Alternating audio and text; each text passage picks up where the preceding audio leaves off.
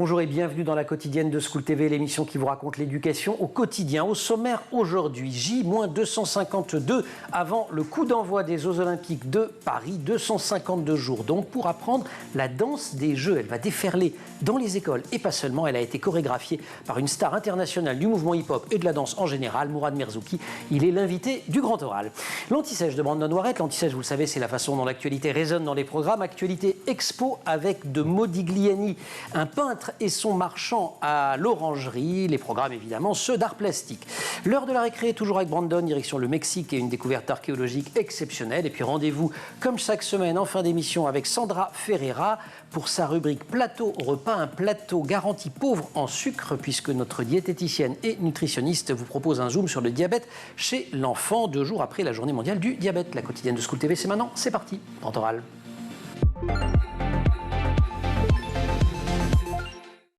C'est un des artistes les plus inspirants de la scène chorégraphique qui a été confié la création de la danse des Jeux. Elle célébrera dans le cadre de l'Olympiade culturelle, les Jeux Olympiques et Paralympiques de Paris 2024. Et alors non seulement nous sommes invités tous à l'apprendre, cette danse, mais une vaste opération de sensibilisation a été lancée dans les écoles de la maternelle à l'université pour que les élèves, les étudiants s'en emparent. Cet artiste, c'est Mourad Merzouki. On va évidemment en parler avec lui, mais juste pour poser les choses, je vous montre l'objectif en image.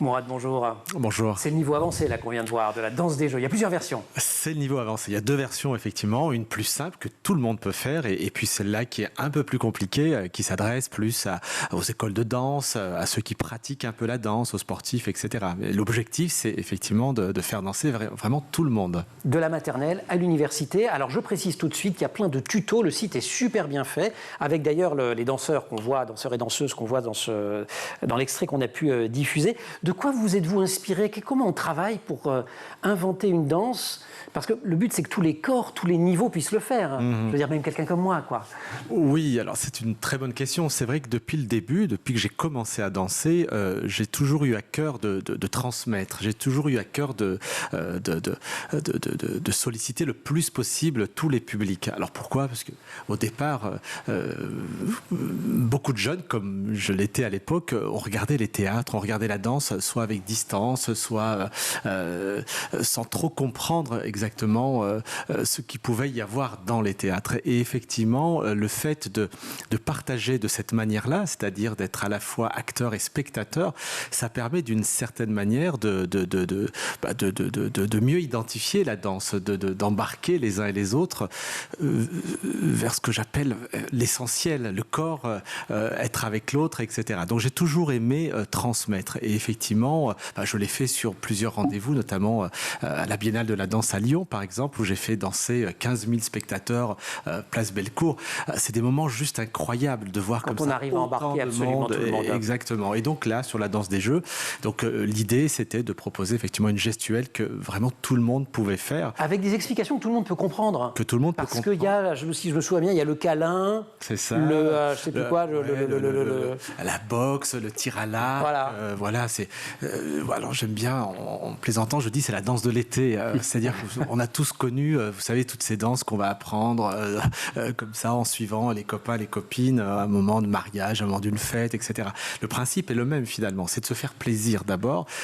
C'est vraiment de revenir à la fête et à être ensemble en dansant avec cette énergie extrêmement généreuse. Et avec cette idée aussi que ça fonctionne, quel que soit son niveau sportif et avec toutes les morphologies, parce qu'on a toutes et tous cette image du danseur ou de la danseuse plutôt classique, plutôt mince, plutôt musclé, plutôt etc. Or, vous, ce à quoi vous vous attachez, c'est cette idée de dire la danse, c'est un langage, c'est un vocabulaire universel. Oui. Et tout le monde doit pouvoir s'en emparer. Complètement. Et c'est d'autant plus fort quand il y a du monde. Vous savez, un geste très simple, quand il est fait à 10, à 20, à 50, à 100, à 300, il est très beau, il est puissant. Et plus on est nombreux, plus justement, ça devient un spectacle. Et c'est ça qui me plaît.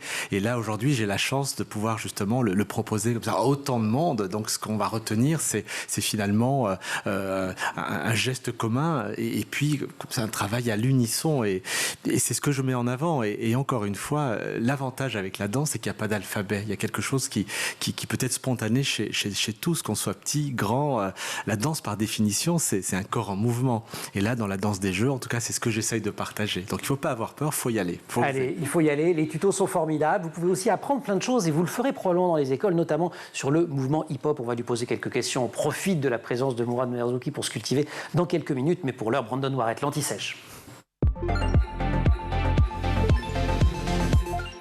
Brandon, bonjour. Bonjour Emmanuel. Vous étiez quoi comme danse, vous? Moi, franchement, la danse, il faut avoir le corps avec. Moi, j'ai pas le corps qui suit. Catastrophique. Ah non, mais c'est vrai. On l'a ou on l'a pas. C'est dans... Non, vous n'avez pas écouté avec moi. La danse dans la peau, moi, j'ai rien du tout. Je suis trop grand en plus. Musée de l'Orangerie à Paris, exposition Modigliani, un peintre et son marchand. Et à cette occasion, on revient avec vous sur l'histoire de cet artiste mythique. Amedeo Modigliani, oui, il est né le 12 juillet 1884 à Livourne, en Italie. Et lui, il a connu la misère dès sa naissance.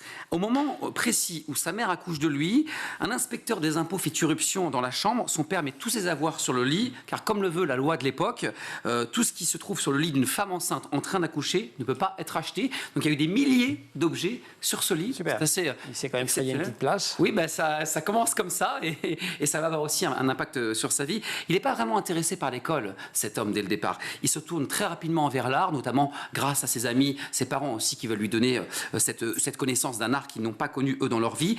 Après avoir développé son talent et sa curiosité artistique en Italie, il part pour la France en 1906. Et là, il intègre évidemment tous les cercles de la bohème montmartroise et fréquente les artistes, notamment du bateau lavoir, comme Pablo Picasso. Il intègre les cercles, mais pour ce qui est de vendre des tableaux, c'est compliqué. Pas de marchands, pas de galeries, pas de cercle d'acheteurs. Il en est à échanger des œuvres contre des verres de vin ou un café. Effectivement, il fait la manche durant ses premières années de sa vie à Paris. En 1909, il rencontre Brancusi après avoir fait la connaissance du marchand Paul Guillaume, qui devient son soutien. Il s'installe à Montparnasse, c'est le deuxième cercle des artistes de l'avant-garde parisienne à l'époque. Il découvre l'art africain, il se consacre à la sculpture en pierre, en s'inspirant notamment des modèles primitifs. Mais le problème, c'est qu'il a des problèmes respiratoires, cet homme, et donc il doit arrêter la sculpture, et c'est là qu'il commence à se mettre à la peinture. Il choisit de peindre des portraits, mais même s'il est à contre-courant d'un milieu qui n'est pas... Les portraits, c'est un peu dépassé à cette époque. On est à une époque où l'antisémitisme est extrêmement virulent, en France et pas seulement en France, et Modigliani est issu d'une famille juive séfarade, victime de préjugés antisémites dès qu'il arrive, mais il ne se laisse pas humilier, ça le réveille d'une certaine manière. Comme Marc Chagall, il va subir les mêmes insultes d'une partie de la population parisienne. C'est un homme courageux face à la haine. Il n'hésite pas justement à montrer fièrement sa judéité.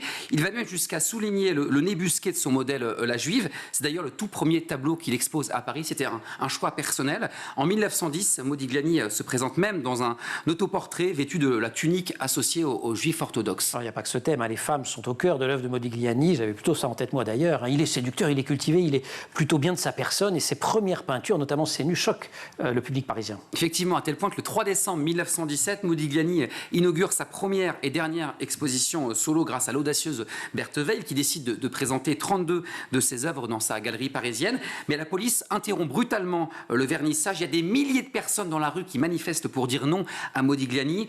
Évidemment, évidemment dans une époque ultra conservatrice. Ces nus aux couleurs chaudes dont certains affichent une toison pubienne seraient coupables d'outrage à la pudeur. L'exposition rouvre sans les toiles incriminées et l'artiste ne fait aucune vente. C'est un peu un comble, parce qu'aujourd'hui, les nus de Modigliani... Mais oui, exactement. Les tableaux censurés, notamment Nu couché, sera jugé en 2015 pour la modique somme, 170 millions de dollars, voilà, tout simplement. Et c'est l'une des œuvres les plus chères de l'histoire. Il y a un truc spécial aussi dans Modigliani, on a tous ça en tête, c'est les... je mime, je danse. C'est à cause de vous, Mourad, les yeux. Et oui, une caractéristique importante des œuvres de Modigliani, c'est cette représentation des yeux. Ils sont souvent opaques pour représenter l'introspection de ces personnages. L'exemple le plus parlant est celui du peintre Léopold Survage, qui a l'œil vif, et l'autre aveugle. Il explique de la manière suivante à l'époque. D'un œil, tu observes le monde extérieur, de l'autre, tu regardes au fond de toi-même. Voilà, c'est ça la patte de Modigliani à l'époque. Modigliani qui a ses démons aussi. Oui, il s'abîme dans l'alcool, très rapidement, même déjà en Italie, surtout le cas en France avec les drogues.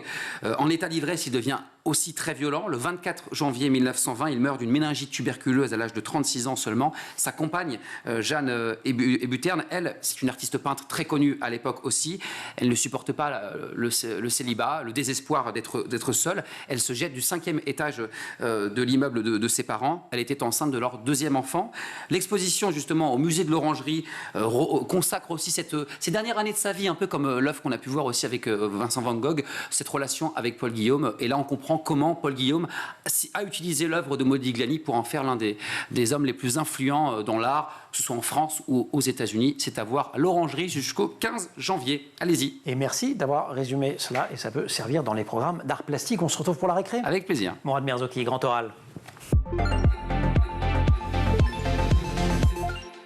La danse des jeux chorégraphiés par Mourad Merzouki, c'est aussi la reconnaissance d'un genre, le hip-hop, dans lequel la France excelle et qui s'est fait depuis plusieurs années une très belle place sur les scènes, y compris les plus classiques comme celle de l'Opéra de Paris. Je me souviens il y a 4 ans des éblouissantes Indes galantes de Bintou Dembélé. Mourad, on va danser dans les écoles grâce à vous, mais c'est aussi l'occasion d'apprendre plein de choses. Il y a un dossier pédagogique sur le hip-hop.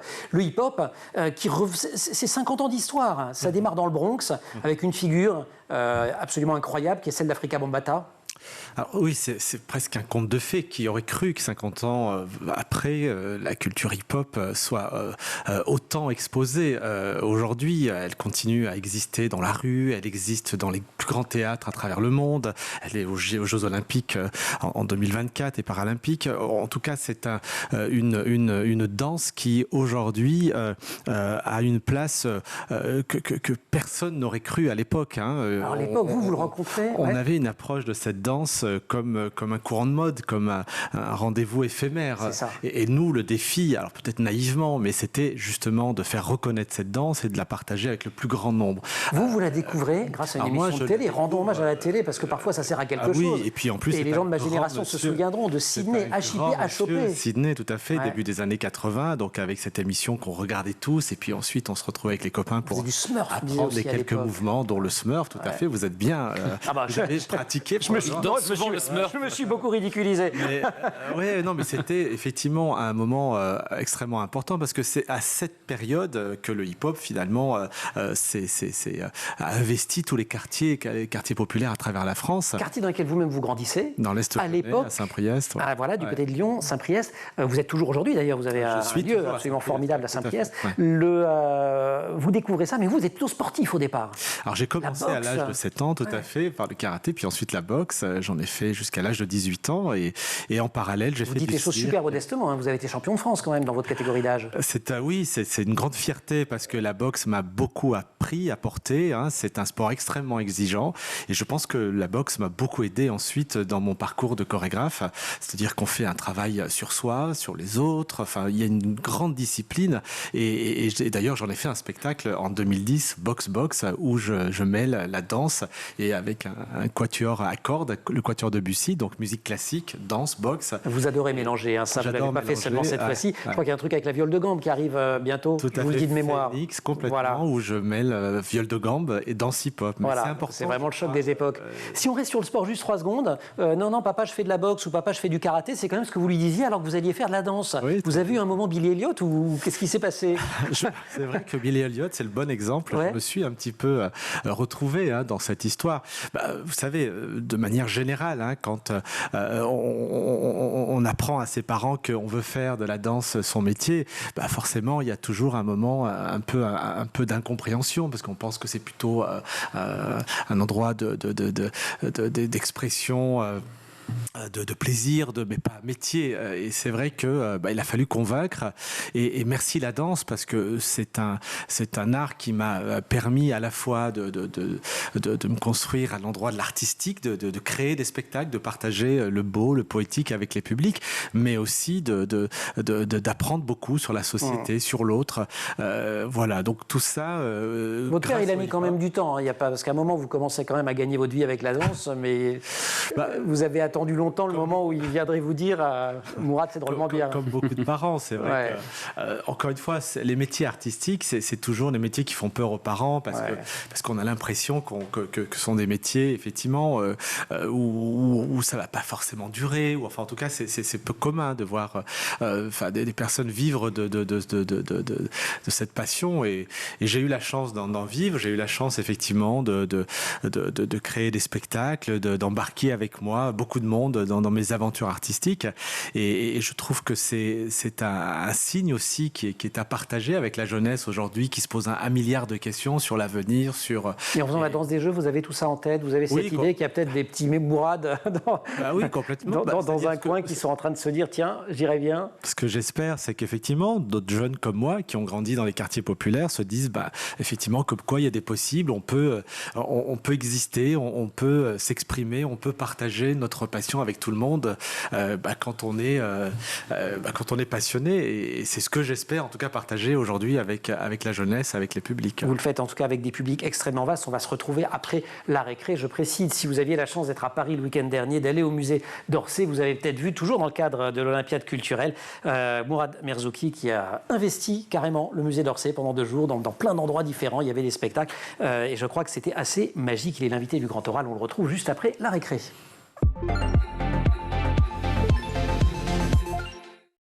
Rebonjour Brandon. Rebonjour Emmanuel. En cette récré aujourd'hui, vous nous emmenez de l'autre côté de l'Atlantique, plus précisément au Mexique, pour une découverte insolite. Oui, le 19 septembre 2022, il y a eu un séisme de magnitude 7,7 sur l'échelle de Richter à Mexico. Alors vous allez me dire, c'est très vieux, oui.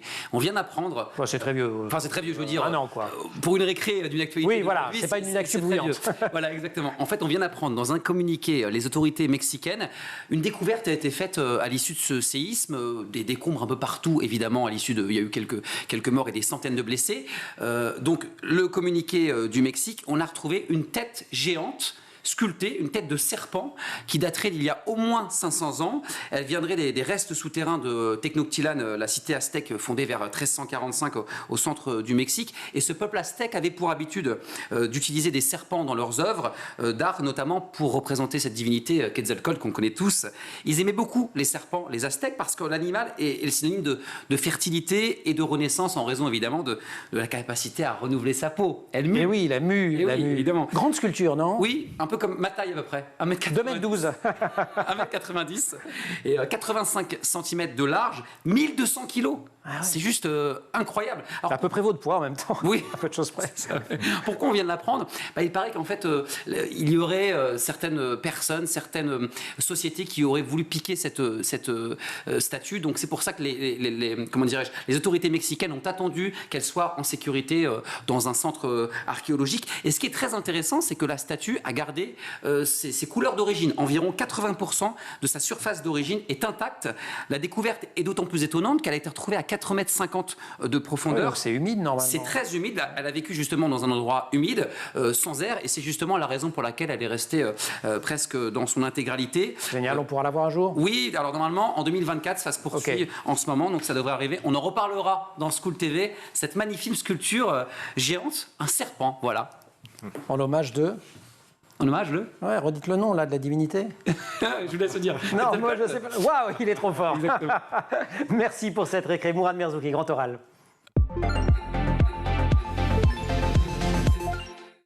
Rosita Boisseau, dans Le Monde, dit de Mourad Merzouki qu'il est, je cite, le plus grand pourvoyeur de public pour la danse, avec, précise-t-elle entre parenthèses, Angelin Prejlocage. Alors comment réussit-on à ouvrir la danse au public le plus large possible? Je vous pose la question maintenant, avant même de créer le lien avec la danse, il faut, et ça vous l'avez vécu quand vous étiez enfant, adolescent, créer un lien avec des institutions.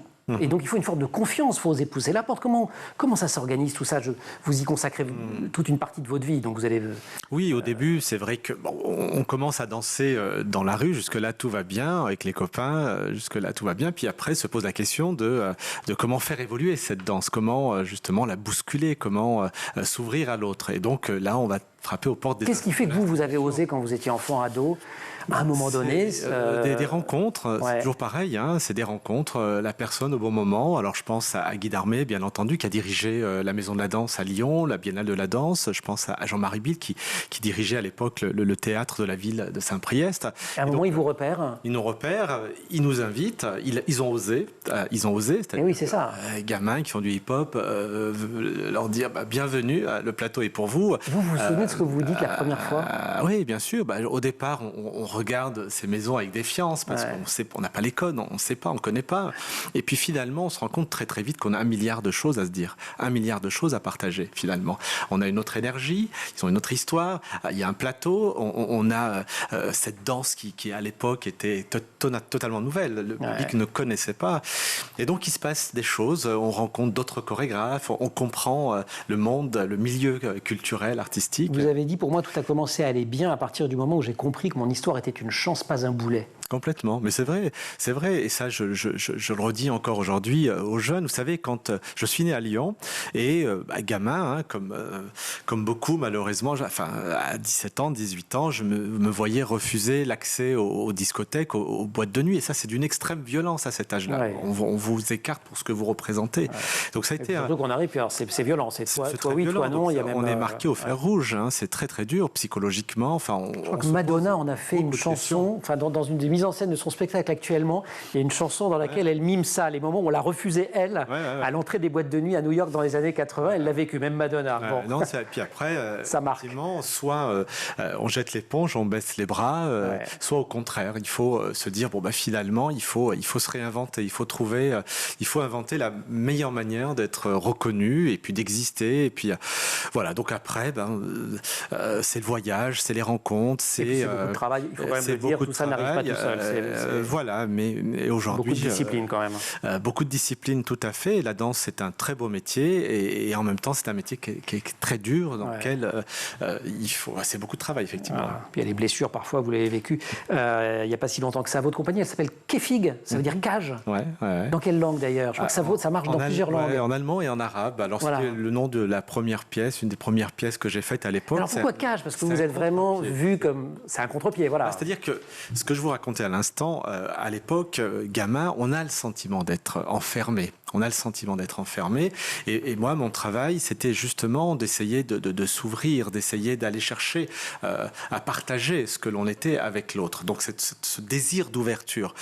Donc, j'ai fait un spectacle sur cette thématique, sur ce sentiment d'enfermement. Donc, le spectacle s'appelait Kefig. Pourquoi en allemand et en arabe? Parce qu'à l'époque, les danseurs avec lesquels je travaillais, certains avaient des origines d'Afrique du Nord, d'autres avaient des origines allemandes. Donc, voilà. Donc, je trouvais ça un peu drôle, finalement, de me dire, déjà, parlons d'un spectacle qui traite de l'enfermement pour partager avec le public l'inverse, l'ouverture, ce désir d'aller vers l'autre. Et ça, on l'a dans la danse des jeux. Et effectivement, on l'a dans la danse des jeux. Et vraiment, j'espère que pendant les Jeux Olympiques et Paralympiques, on va arriver comme ça à partager ce geste, cette énergie avec le plus grand nombre. Et moi, si tout le monde danse ça, finalement, vous vouliez créer, vous avez dit ça il y a quelques années, un ballet national de la diversité des corps. Vous êtes en train de le faire. Parce que si tout le monde en France danse cette danse des jeux, on y sera quand même. Alors effectivement, il y a deux versants. Il y a le côté participatif avec tous les publics, et puis il y a celui dont j'ai à cœur, c'est de travailler justement avec tous ces danseurs qui ne sortent pas des conservatoires, mais qui sont extrêmement talentueux. Comment les accompagner, comment travailler avec eux, continuer à travailler sur des projets de création et de les proposer dans les théâtres avec tous les publics. Donc c'est un vrai travail de fond, mais c'est passionnant. Merci beaucoup. Vous restez avec nous. On va passer à la cantoche, parce qu'on passe à la cantoche, nous, une fois par semaine. C'est pas des bons bons souvenirs pour tout le monde, mais avec Sandra, c'est un bon souvenir permanent. Merci beaucoup, Brandon. Merci, et je précise que l'Olympiade culturelle, dans le cadre de laquelle s'organise cette danse des Jeux, c'est une programmation artistique et culturelle pluridisciplinaire qui va se déployer jusqu'en septembre 2024 sur l'ensemble du territoire. Et vous surveillez un petit peu, il y a plein de projets labellisés par différents acteurs culturels et sportifs. Et c'est un pilier assez important de la proposition française de cette charte, enfin de ces Jeux Olympiques, et qui s'appuie sur la charte olympique. Brandon, merci beaucoup. Sandra Ferreira, plateau repas. Sandra Ferreira, bonjour. Bonjour Emmanuel. Sandra, ravi de vous retrouver pour ce plateau repas. Vous êtes notre diététicienne nutritionniste.